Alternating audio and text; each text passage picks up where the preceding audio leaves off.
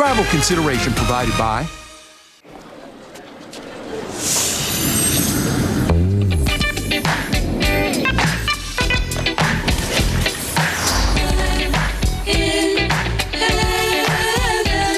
Home Goods. Go finding. Lumify? It's kind of amazing. Wow. Lumify eye drops dramatically reduce redness. In 1 minute. And look at the difference. My eyes look brighter and whiter for up to 8 hours. Lumify really works. See for yourself. Lumify. Hey y'all, we're with Blake Shelton checking in on construction here at Old Red Las Vegas. It's an ET exclusive. You ready? Let's go. Let's go. Ooh, Old Red's going to be the place to be Super Bowl weekend, or anytime for that matter. Hello. Join us on Monday for that one. Good times. We have one more thing for you to check out before we go. Have a great weekend, everybody. Take Night. care. Diana, you got this. Jodie Foster and Annette Bening star in the inspirational sports drama Naya, streaming now on Netflix. With years of such legendary work between the two of you, how is this the first time you guys have teamed up on screen? She would never do it until now. I watch all of her movies and I'm a super fan. Happening now. These are all gifts donated to the Salvation Army's Angel Tree program, but right now, they don't have anywhere to sort them. Coming up, how you can help save Christmas for thousands of kids here in San Antonio. And a lot of us will be hitting the roads this Thanksgiving holiday season, but before you fill up, we're going to tell you where you can find the cheapest gas. A weak cold front moves through this evening. A more noticeable one arrives on Monday. We'll talk about what that means for next week in just a bit. The News at 5 starts right now. First at 5, Christmas could be on the line for more than 6,000 children in San Antonio. The Salvation Army says its Angel Tree program is now in jeopardy. As our Daniela Ibarra explains, they are hoping a local business can step up and help. Seeing a child get a gift for Christmas is like magic. You see, a lot of smiles, a lot of tears of joy from families. Brad Mahar with the Salvation Army says the Angel Tree program gives people hope. For some of them, it's become a tradition to pay it forward and volunteer. But preparing everything for families is going to be a challenge. We are already up against the clock. This is one of the gifts donated as part of the Angel Tree program. Right now, the Salvation Army says there's not a place to sort all these gifts. This is a dire situation, and we're depending on the community to help us step up and get these 6,000 kids taken care of. Mahar says the space they planned to use was not going to be ready in time. The Salvation Army is hoping someone has a warehouse they can turn into a toy shop for the next few weeks. They're asking for a place with at least 20,000 square feet, AC, and running water. We're not going to nail stuff to the walls. We're simply just going to go in and use that space. It's a simple gesture that Mahar says could save Christmas for thousands. That's what the Christmas season is all about, is helping others. Daniela Ibarra, KSAT 12 News. On to a tragic story that should serve as a cautionary tale to anyone caring for a baby. SAPD charging a man for the death of a 7-month-old baby. He had left in the bathtub with the water running so that he could take a video call. This happening on Tuesday at an apartment complex on Starcrest. According to an arrest affidavit, 30-year-old Estevan Flores left the bathroom with his infant son still in the tub. Investigators say when he came back into the bathroom, that child was floating in the water and the water was overflowing. According to the affidavit, the person Flores was FaceTiming with could see the baby's body and told police that Flores and a woman in the apartment were not trying to revive the baby. Investigators say the person on the phone had to convince them to call 911. And it was only then, according to police, that the child was rushed to the hospital. The Bexar County Medical Examiner's Office, though, told us the child died yesterday. Flores and the woman, 29-year-old Michelle Sallin, arrested and charged now with injury to a child. Remember those ramps to nowhere? We have an update now on what's next for the Pedro Romero pedestrian bridge on Castroville Road. The City Public Works Department confirms it will be totally demolished. A dump truck crashed into it earlier this year, damaging it and knocking down the bridge part. But the city left the ramps there. We highlighted it in our Know My Neighborhood series last month in Westwood Square. Neighbors have been asking for it to get replaced with a ground level crosswalk. Public Works says it's starting to design a traffic signal that will go there instead. We'll continue to follow it. New at 5, golfers getting teed off for autism today at Canyon Golf, and it couldn't have come at a better time. The numbers of those needing genuine autism diagnoses has skyrocketed since the COVID pandemic, so the money raised by this golf tournament is crucial. The Autism Community Network not only provides more than 80% of all the diagnoses for this disorder in the San Antonio area, but it's now starting new initiatives to identify children who need intervention, who may have been overlooked during the lockdowns. ACN, together with Any Baby Can, is launching something called the Nurture Project, and it's going to be play circles, right, with trained eyes on them, and also with the parents there, telling the parents about normal developmental milestones, but also looking at the children and being able to sort of siphon off, like, we think this could be a true developmental difference. We'd like to have you in for an initial screening, versus looks like he's going to be okay. It's just kind of some of that weird COVID stuff that happened. The Canyon Springs tournament helps to fund the Nurture Project, which will work with Any Baby Can to help find children who may have fallen through the cracks. The Autism Community Network says early intervention with a good diagnosis reduces the chance your child will be part of the more than 70% of autistic adults who are unemployed or underemployed. A reminder now for you or someone you love. Monday, the deadline to apply for San Antonio's home rehabilitation program. Those who are selected for the program can receive a forgivable loan. Hundreds of people have already applied. Ruth Payne applied previously, and she says she benefited greatly from the program. She says her home had major issues with the foundation. It didn't have proper plumbing. A new home was built for her and her family at no cost. It's an annual program. The director of the Neighborhood and Housing Services Department says they have funding to help about 600 people a year. Some people just do not have the funding set aside to go ahead and make the major repairs that owning a home for a long period of time. We're looking for families who are low to moderate income, making less than $65,000 a year. Applications can only be submitted online. Plus, all applications must have all the requested supporting documents in order to be reviewed. Again, the deadline is Monday. For more information and the link for the program, go to KSAT.com and click on this story. We want to say thank you to everyone who donated to KSAT Community's Share the Shoes phone bank yesterday. The tally from yesterday's phone bank now sits at $2,500, but organizers are still counting because donations are still coming in. And you can be part of all this by donating a brand new pair of shoes and socks at a designated SAPD substation. You can also make a financial donation through Zelle and Cash App. The police substations and the donation links are all listed in the Share the Shoes story on KSAT.com. Donations of money and shoes will be accepted through December 12th. Organizers say they truly appreciate the generous heart of the people of San Antonio and Bexar County, as do we. Thank you. And we want to let you know about a programming note for tonight. The Bernie Lavernia football playoff game that was originally scheduled to air right here on KSAT has now been moved over to MeTV. Also, tonight's 2020 episode, taking a look back at the case against former Border Patrol agent Juan David Ortiz. He was convicted of killing several women on the U.S.-Mexico border, and our own Eric Hernandez covered the investigation in the trial and will be featured during tonight's episode. 2020 airing tonight at 8 o'clock right here on KSAT 12, right before the night beat. The Thanksgiving travel mad dash is on. TSA says this holiday travel period will be its busiest ever as they expect to screen some 30 million passengers. The agency says with travel picking up this weekend into next week, people can expect to fly and see a noticeable increase. This coming Tuesday and Wednesday will be the busiest days for air travel before Thanksgiving.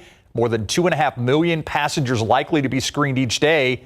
San Antonio airport officials say advice to passengers can't be stressed enough. So we have a clear message for our travelers. It's plan ahead. Plan ahead. TSA says the peak travel will be the Sunday after Thanksgiving. Close to some 3 million passengers expected to be screened as they make their way back home. But most holiday travelers who've already hit the highways got some good news on the road. Gas gobbling up less of their wallets than last year or even the year before. Yeah, people filling up today, telling KSAT 12 on your sides, Marilyn Moritz. No matter the price at the pump, they're ready for turkey, pie, and family. Hi Hi guys, yeah, a lot of people will be stuffing the turkey and others will be stuffing the family SUV, and that means gassing up.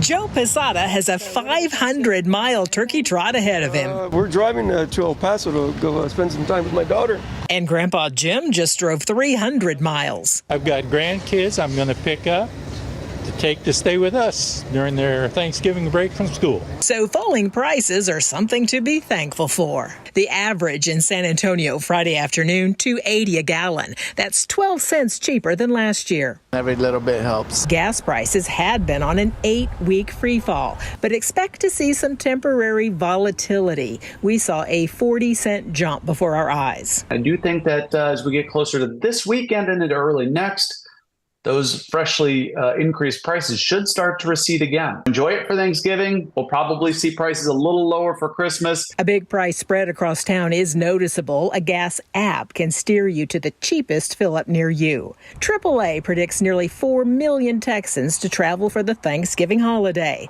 Don't count Hector Castilleja in. He's staying home. You do the cooking?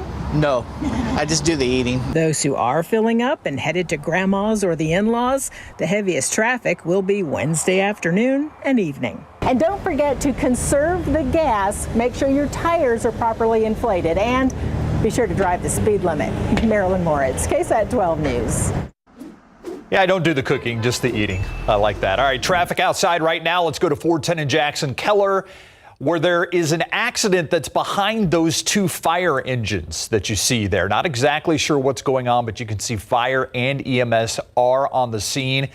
At least 2 lanes are blocked. Again, this is Loop 410 at Jackson Keller. A lot of sunshine out there. Beautiful day after the morning fog. We have just some mid-cloud streaming overhead, which should make for a nice sunset here coming up later on this hour. 56 this morning, 79 this afternoon for our high temperature. Eagle Pass up to 81 in Talia's backyard. Del Rio 77, 76 in Mico, and 76 right now in Seguin. Pretty comfortable, just a hint of humidity in the air.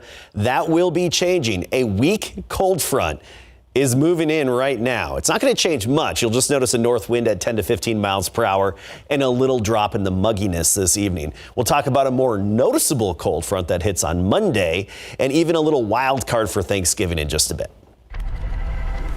Thank you, Adam. Happening tomorrow, the annual turkey giveaway.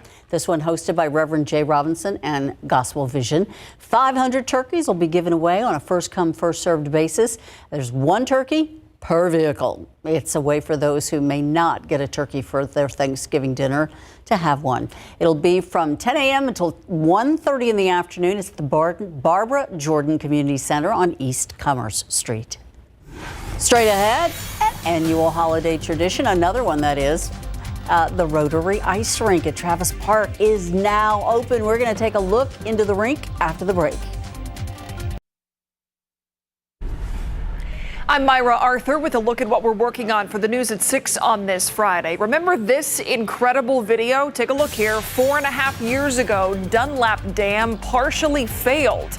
All caught on camera. It drained most of that man-made lake. Well, now a new dam is in its place. So why people downstream say that this time they're the ones that are being left high and dry, we'll explain. And more fallout from the San Antonio ISD decision to close 15 schools. We wanted to know what would happen to schools with historic names like Samuel Gates and Frederick Douglass Elementaries. What the district is planning to do for now. All that and more coming your way today on the News at 6. I'll see you at 6. Thank you, Myra. Well, Honda is recalling more than 250,000 of their cars for engine issues that can cause serious injury. It has to do with a rod bearing inside the engine that can malfunction, causing the cars to stall and potentially catch fire or cause drivers to crash. The affected vehicles are the Honda Pilot, Ridgeline, and Odyssey, and the Acura TLX and MDX. Warning letters will be sent out to the owners in January, and Honda dealers can inspect and fix the problems at no cost. Happening now, a number of local and area schools out already for Thanksgiving for the holiday, and that means a lot of people are going to be looking for something to do in the days leading up to Thanksgiving Day. Yeah, we have an idea. Yeah. Travis Park, downtown San Antonio, may be the perfect place to enjoy some holiday on ice. The Rotary Club ice rink officially opened to the public today. Our Avery Everett is out there live. She's already getting into the holiday spirit. 77 outside, but you're on ice, Avery. Hey, Steve, I'm told that I have the coolest assignment today, quite literally. I hope you enjoyed that fun. But I mean, we're here at Travis Park, and we even have Santa right next to us. So we've got a full staff here in San Antonio, right here in Travis Park. I'm going to take you over to the ice rink, too. I mean, kids are already out getting ready to skate. Now, this is all open to the public at 6 o'clock. So we're told since the start, this is the 4th annual ice rink that they've had here for the Rotary Ice Rink.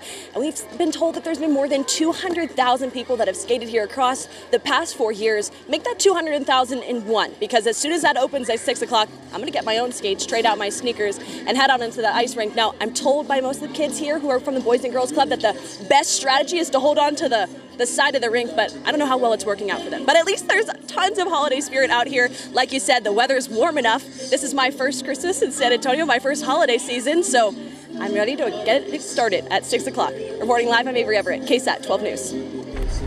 Glad to see that kid get up. I thought we lost one. I know. Yeah. I would totally be with the kid, grabbing the edge. Yeah, at least to start. No, probably the whole time. Looking outside with live cam, Adam, man, we're getting ready for a pretty weekend, looks like. Yeah, we are. Overall, it's going to be a little bit cooler this weekend, partially because of that weak cold front that's moving through right now, but especially because of extra clouds that'll be in the sky. Let's take a look at our temperature trend. Notice this weekend, highs right near 70 degrees at 68 tomorrow, 70 on Sunday. By Monday, we're up near 80. That's right before the next cold front arrives to push us back down into the 60s for highs most of next week, including Thanksgiving. You look at the wind and you see the shift that's happened in the hill country out of the north right now. That's this very weak cold front that's moving in. It's hard to really even find this front on going by the surface observations. There's not much of a temperature drop with it, just a little drop in humidity is what we're looking at. I mean, you look at temperatures, 76 officially now at the airport, but Kerrville behind the front, warmer at 79. Fredericksburg, 74. 75 in Junction right now, even 81 in Laredo. We do have some cooler air in North Texas, but that's because of thick clouds and stubborn morning fog that refuse to really lift, burn off, and get on out of here. So Abilene at 53, Dallas at 62. But you see they've been socked in all day. So that's why those temperatures are a bit lower. It's not because of this weak cold front that's moving in. Weak cold front, minimal impact on your evening. Like I said before, a north wind at about 10 to 15 and a little drop in the humidity as well. Upper level high, that's over Mexico. With that clockwise circulation around it, we still have this mid and upper level moisture coming in from the Pacific, giving us just a little extra cloud cover periodically and should set the stage for a beautiful sunset here later on this hour. Our next system is this swirl west of California, the same one we've been talking about all week long. Upper level disturbance, upper level low.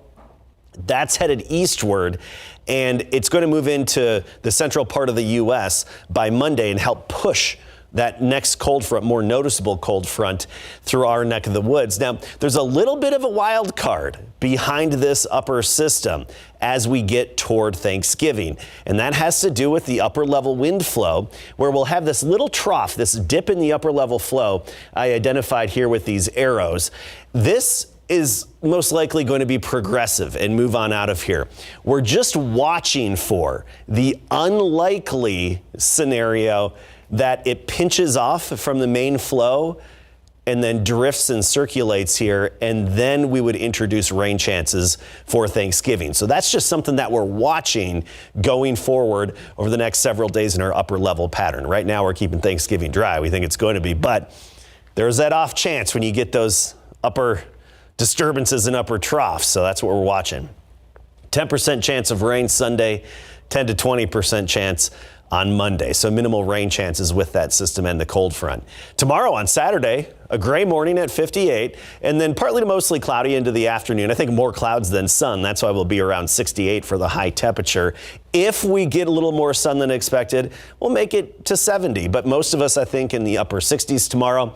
By Sunday, right near 70 degrees with that off chance of a light shower or two. Thanksgiving right now, we're keeping it sunny and 64. We'll talk more about the gusty winds with that next cold front at 6. All right, Adam, thank you. All right, I hate to say it because I don't want him to leave UTSA, but I think Jeff Traylor would be a very good hire for Texas A&M. Absolutely, and I think A&M is doing the right thing by talking to Jeff Traylor about their head coach opening, but I'm with you, Spree. I certainly don't want to see him leave. Coming up, we got reports that Jeff Traylor did indeed interview for the Aggies head coaching job. And in high school football, Bernie versus Lavernia is our game of the week coming up.